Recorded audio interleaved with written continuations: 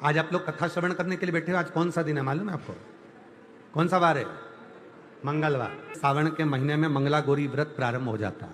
तो मंगला गौरी व्रत, और कई माताएं उस मंगला गौरी व्रत को करती। मंगला गौरी व्रत का मतलब क्या है कि आज के दिन तुम संसार का मनुष्य जब अशोक सुंदरी वाले स्थान पर थोड़ा सा कुंकू चंदन लगाकर, हल्दी लगाकर एक बेलपत्री समर्पित करता है और हृदय से अपने मन में मंगल कार्यों का विचार करता है। मेरे बेटे का विवाह हो जाए, मेरी बेटी का विवाह हो जाए, मेरी बहू को संतान हो जाए, मेरे बेटी के यहाँ संतान हो जाए, मेरा कोई मकान बन जाए, मेरे घर में कोई मंगल सुकुन हो जाए, मेरे घर में मंगल आनंद हो जाए। जब आज के दिन वो मंगल गौरी व्रत के दिन, आज के दिन जो विचार करता है, जो सोचता है, जो अशोक सुंदरी वाले स्थान पर कंकु चंदन हल्दी रखकर एक बेलपत्र समर्पित करता है और उसके मंगल कार्य आज से प्रारंभ होना चालू हो जाते हैं। मंगला गौरी व्रत का प्रमाण ही यही है कि वो मंगल करना प्रारंभ कर दे। और शिव तत्व कह रहा, जितने श्रावण के महीने में जो उत्सव आते हैं, कई माताओं का तीज का व्रत आता है, छोटी तीज आती है, बड़ी तीज आती है, उत्सव आ जाता है, कहीं भादव के महीने में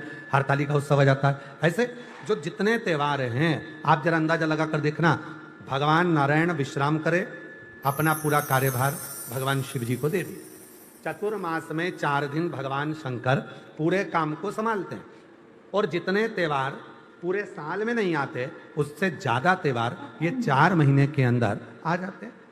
4 महीने के भीतर आ जाते हैं। इन 4 महीने में इतने त्योहार क्यों आते? क्योंकि देव अधिदेव महादेव का ये पावन चरित्र कथा है कि मेरे उपासक, मेरी साधना करने वाले, मेरा उपास करने वाले, मेरा व्रत करने वाले, मेरा नियम धारण करने वाले, जब श्रावण से 1 लोटे जल का, 2 लोटे जल का कोई नियम बना लेता है और मेरी साधना करना प्रारंभ कर देता है, तो उस पर 33 कोटि देवता अपनी कृपा बरसाना प्रारंभ कर देते हैं, अपनी दया करना प्रारंभ कर देते हैं। सीहोर की कावड़ का एक नियम है, आप लोगों ने सुना है कि नहीं सुना, वो हमको नहीं। अपने घर से जब कावड़ भरने के लिए सीहोर आते हो तो अपने घर के दरवाजे पर 2 स्वास्तिक बनाकर आते हो। 2 स्वास्तिक नहीं बनाकर आते तो जातर बनाते हो। सीहोर कावड़ भरने आने वाले 2 स्वास्तिक अपने दरवाजे पर बनाकर आते हैं। और अगर बनाकर नहीं आते हैं तो यहां से जल चढ़ाने के बाद जाते हैं तो 2 स्वास्तिक बनाते हैं। और जो 2 स्वस्तिक दरवाजे पर बनाए जाते हैं, एक इधर जो बनाया जाता है, जो सीहोर में कावड़ चढ़ती है, उस कावड़ का अगर थोड़ा सा भी जल तुम्हारी कावड़ के लोटे में अगर अंश मात्र भी, जरा सा भी अगर है, तो उसको दोनों जगह पर छीट दिया जाता है। क्यों? क्योंकि बाबा का ये प्रसाद हमारे द्वार पर रहे और हमारे घर का भंडार जिंदगी भर भरा रहे, कभी खाली ना। हमारे घर में शुभ शुभ कार्य होते रहे, नित्य नूतन नूतन उत्सव होते रहे, नित्य आनंद होता रहे। एक मात्र अंश मात्र भी जल हमारे अगर पात्र में रह गया तो वो हमारे शिव की कृपा से।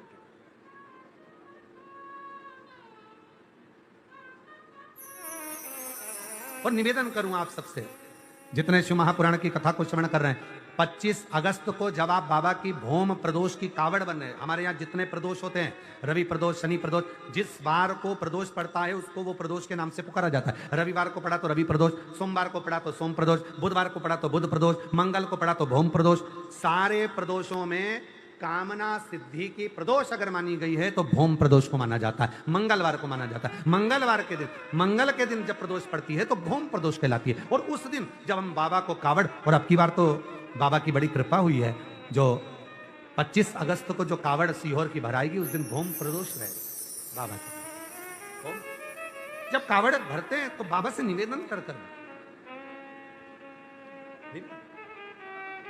इसलिए हमने संपूर्ण बेटा बेटियों से कहा, आप आना अपना भाव लेकर, भगवान को जल चढ़ाना अपना भाव रखकर, और बाबा से प्रार्थना कर कर जाना कि बाबा मेरी अच्छी, बहुत अच्छी जॉब लगना चाहिए, बहुत अच्छी मेरी एजुकेशन होना चाहिए, मैं जो लक्ष्य लेकर आगे बढ़ी हूं वो मेरा लक्ष्य पूर्ण होना चाहिए।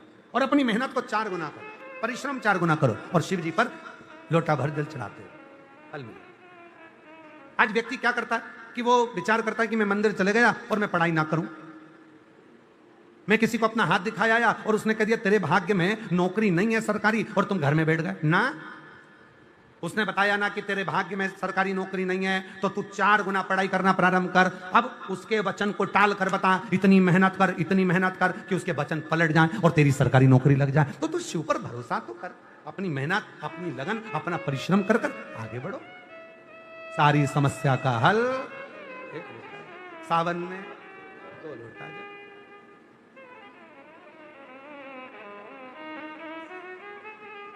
अब हमें एक प्रसंग याद आ रहा है यहीं कुबरेश्वर धाम का।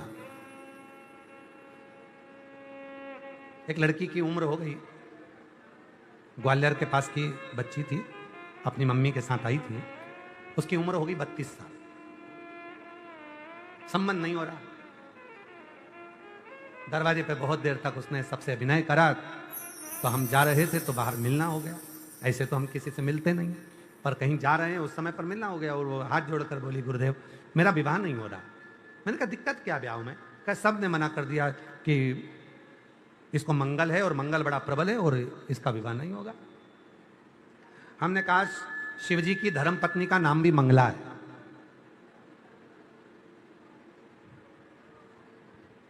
रोज प्रतिदिन एक लाल कलर का फूल लेकर माता मंगला को देना प्रारंभ कर। मम्मी पापा को बोल लड़के खोजना प्रारंभ करें। मां मंगला तेरे सारे मंगल दोष का निवारण करेगी और एक दिन ऐसा आएगा कि तू अपने पति के साथ कुबरेश्वर धाम आए। ये पति और वही ऐसी कृपा हुई। समय तो लगा, 1.5 वर्ष के बाद वो अपने पति के साथ बाबा को धोख लगाने आई कि लोग कह रहे थे मेरा विवाह नहीं होगा, पर हमने विचार कर लिया कि हमारा विवाह नहीं होगा। हमने विचार कर लिया। आप सोचोगे मेरे घुटने में कोई रोग हो गया, घुटने में कोई रोग हो गया तो घुटने में रोग होएगा जरूर।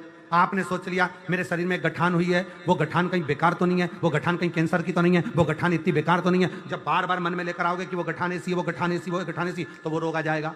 आप जिसका स्मरण कर रहे हो, आपने विचार कर लिया गठान तो होती रहती है, गल जाएगी। शिव जी कृपा करेंगे, 1 लोटा जल चढ़ाऊंगी, आचमन करूंगी, गठान पर लगाऊंगी, मिट जाएगी। तो वो गठान मिट जाएगी। और तुमने उसका मनन चिंतन करा कि वो रोग नहीं हो जाए, वो बीमारी नहीं आ जाए, वो बीमारी नहीं आ जाए, वो बीमारी नहीं हो जाए। तुम वो बेसही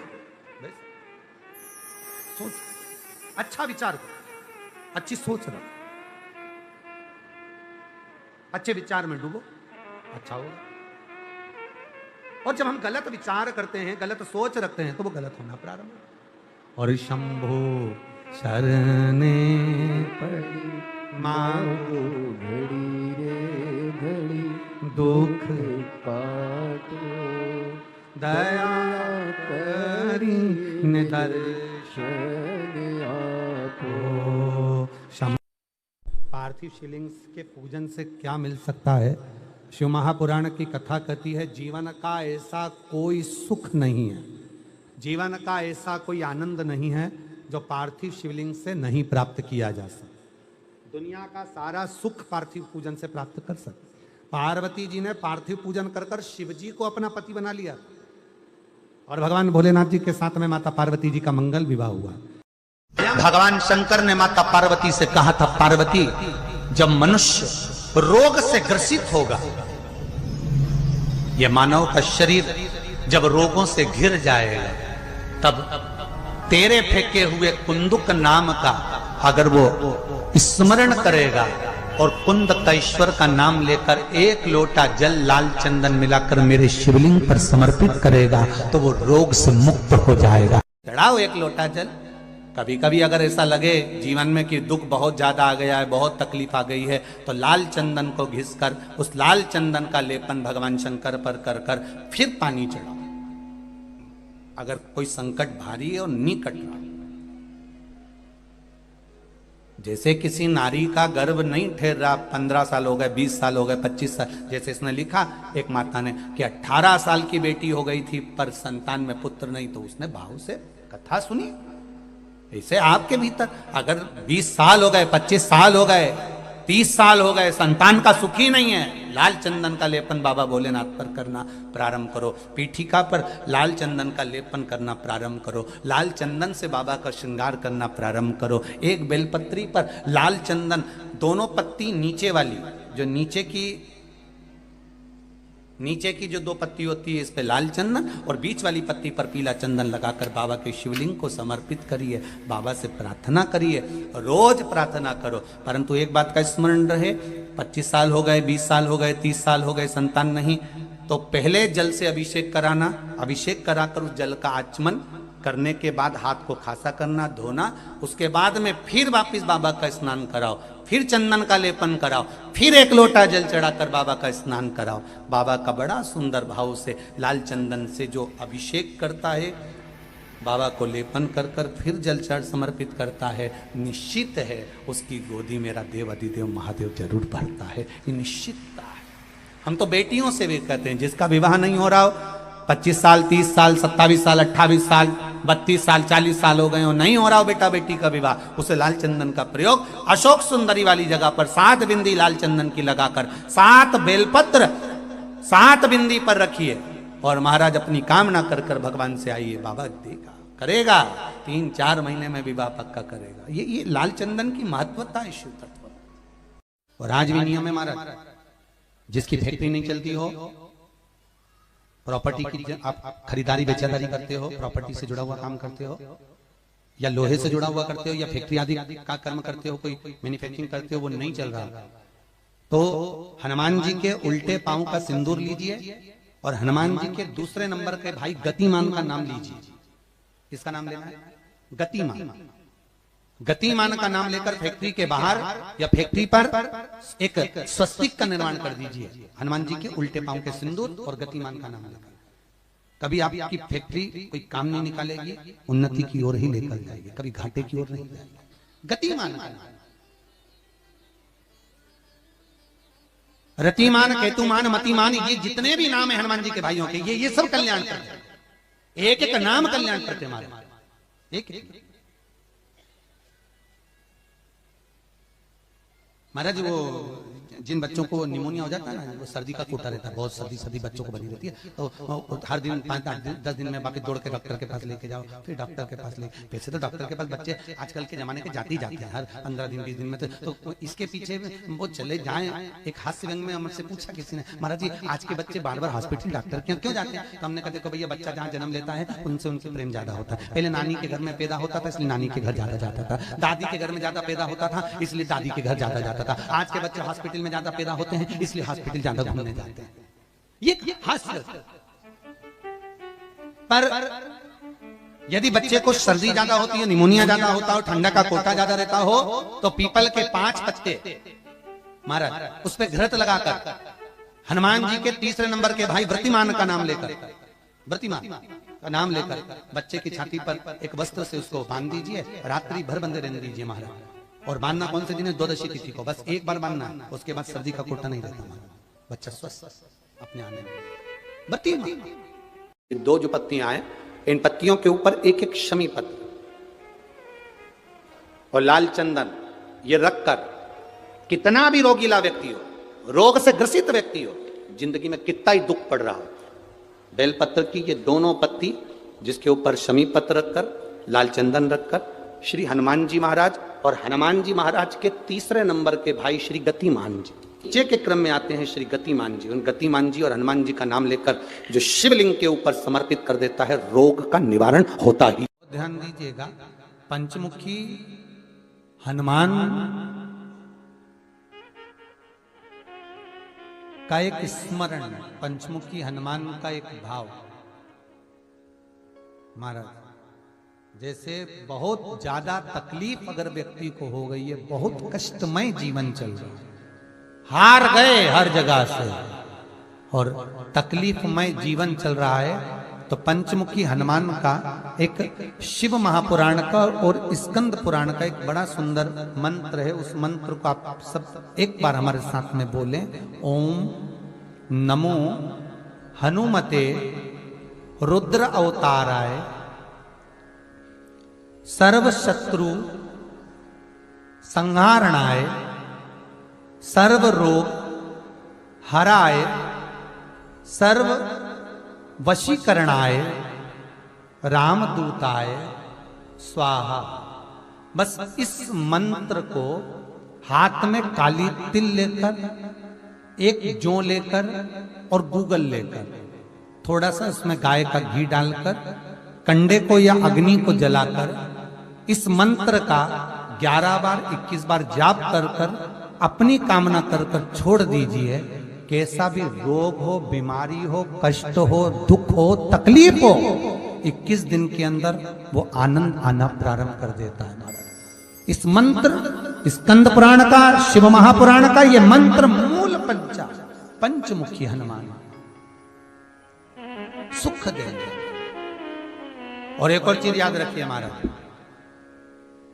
यदि कोई काम के लिए जा रहे हो, कोई व्यापार के लिए जा रहे हो या नौकरी करने के लिए जा रहे हो और लगी नहीं रही, बहुत तकलीफ पा रहे हो, सर्विस ही नहीं लग रही, बहुत कष्टमय हो गया, तो निवेदन करूंगा 5 पीपल के पत्ते पर बेसन के 5 लड्डू घर में बने हुए, गाय के घी के 5 लड्डू रख लो, उस लड्डू के बीचों बीच एक आटे का दिया और उसमें तिल्ली का तेल डालकर इसी मंत्र का प्रयोग कर कर पंचमुखी हनुमान का किसी भी हनुमान के मंदिर में जाकर, दक्षिण मुखी हनुमान के मंदिर में जाकर उसको रख कर आ जाइए। इसके बाद आप उस काम के लिए जाइए, आपका काम सफल हो जाएगा। आपको किसी को नहीं कहना पड़ेगा कि हाथ जोड़ना नहीं पड़ेंगे, किसी के पांव नहीं पड़ना पड़ेंगे, तुरंत काम होगा।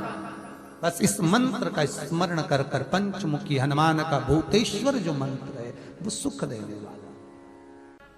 सारी दुनिया की ठोकर खा लो, सारी दुनिया के हाथ जोड़ लो, सारी दुनिया से निवेदन कर लो और उसके बाद भी तुम्हारी दुख की घड़ी समाप्त नहीं हो। तुम्हारे घर में कोई गमला हो, कोई पौधा लगा हो, जो भी पौधा लगा हो, हम ये नहीं कहेंगे कि वो गुलाब का है कि गेंदा का है कि शमी का है कि बेलपत्री का है, जो पौधा तुम्हारे घर में लगा। सावन चालू हुआ है, अगर तुम्हें लगता है कि मेरी दुख का समय समाप्त नहीं हो रहा, मेरी दुख की घड़ी समाप्त नहीं हो रही, घर में रहने वाले जितने लोग आस्था चैनल पर कथा सुन रहे हैं, जितने फेसबुक यूट्यूब पर कथा सुन रहे हैं, और जिसके श्रावण में अगर मान लो एक दिन आपका निकल भी गया, 2 दिन आपके छूट भी गए, कोई दिक्कत की बात नहीं। जो पेड़ तुम्हारे यहाँ लगा हो, जो पौधा तुम्हारे यहाँ लगा हो, जो वृक्ष तुम्हारे यहाँ लगा हो, जो क्यारा तुम्हारे यहाँ, कुंडी तुम्हारे यहाँ, उसी की मिट्टी को, उसी के पेड़ के नीचे, उसी पौधे के नीचे, उस मिट्टी को थोड़ा सा हाथ से उसको उठाकर एक लिंग की आकृति बना लें। उसमें जलाधारी बनाने की जरूरत नहीं, केवल लिंग की आकृति बनाकर उसी की पूजन वहीं कर कर पानी चढ़ाकर 15 से 20 मिनट बाद अपना काम करने के बाद उसी को उसी मिट्टी में विसर्जन कर दें, अपनी कामना कर कर।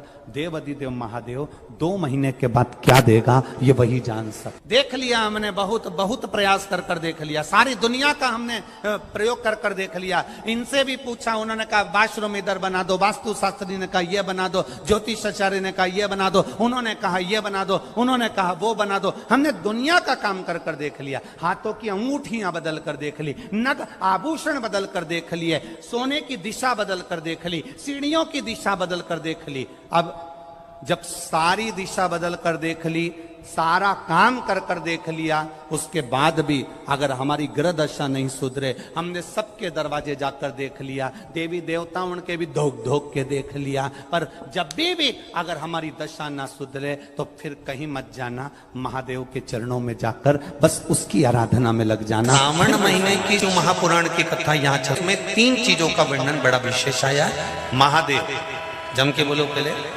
महादेव। दूसरा नंबर पर है भोला, जिसको कहते भोला शंकर। तीसरे नंबर पर है हर हर। इन 3 उच्चारण को व्यक्ति को, वैसे तो आप कभी भी महादेव बोलो, हर हर महादेव बोलो, भोला शंकर बोलो, मना नहीं है, पर इन 3 उच्चारणों को कहीं कहीं बहुत जरूरी में ले लेना चाहिए। पहला, जब आप किसी कार्य के लिए आगे बढ़ रहे हो और वो कार्य हो ही नहीं रहा, बहुत प्रयास कर लिया आपने और वो काम हो ही नहीं रहा, अथक प्रयास कर कर थक गए, तब घर से जब निकलो तो एक विचार कर कर निकला, मुख से कहकर निकलना कि आज मैं इस कार्य के लिए जा रहा हूं और मेरे साथ मेरा महादेव जा रहा है। कौन जा रहा है? महादेव जा रहा है। वापिस आओगे, ज्यादा से ज्यादा ये होगा 15 दिन, 20 दिन, 25 दिन, 30 दिन लगेंगे। जो कार्य कर कर आए हो उसका रिजल्ट आपके पक्ष में जरूर आएगा, क्योंकि महादेव को आप साथ लेकर जाते हैं।